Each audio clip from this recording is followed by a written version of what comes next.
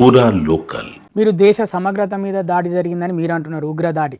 మరోవైపు ఏమో బీజేపీ పార్టీలో ఉన్న బీజేపీ లీడర్స్ ఇది హిందువుల మీద దాడి జరిగింది, హిందువులను పేర్లు అడిగి చంపిరు అని బీజేపీ లీడర్స్ అంటున్నారు. అంటే నేను అనేది కాశ్మీర్ నుంచి కన్యాకుమారి దాకా, అటక్ నుంచి కటక్ దాకా ఈ దేశంలో నివసించే పౌరులంతా హిందువులే.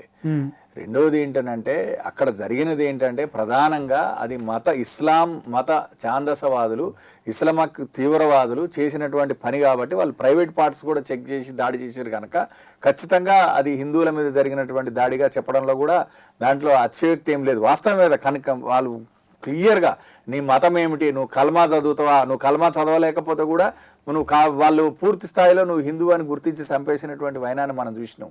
కాబట్టి హిందుత్వము జాతీయవాదం అనేవి రెండు పర్యాయ పదాలు, ఈ రెండు విడదీయలేనటువంటి పర్యాయ పదాలు.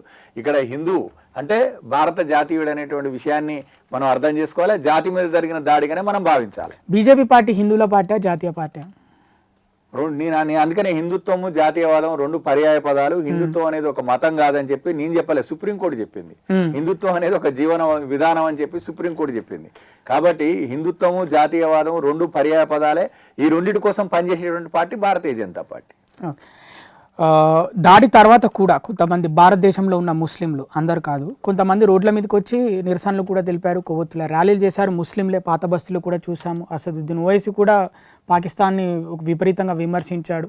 కానీ కొంతమంది ఇప్పటికి కూడా వాళ్ళ వైఖరి మార్చుకోలేదు. భారతదేశంలో ఉన్న ముస్లిమ్స్ ఇప్పటికీ కూడా పాకిస్తాన్కి సపోర్ట్ చేస్తామంటున్నారు. వాళ్ళకి మీరు ఏం చెప్పాలనుకుంటున్నారు? అంటే ఇవన్నీ కూడా పెంచి పోషిస్తున్నటువంటి పార్టీలకు బుద్ధి ఉండాలి. ఇవాళ ఎంఐఎం పార్టీ కానీ, కాంగ్రెస్ పార్టీ కానీ, కొంత లంపెన్ గ్యాంగ్, తుకుడే గ్యాంగ్ పార్టీలు కానీ, కమ్యూనిస్ట్ పార్టీలు కానీ ఇవాళ వాళ్ళ వైఖరిని మార్చుకోవాల్సినటువంటి అవసరం ఉంది.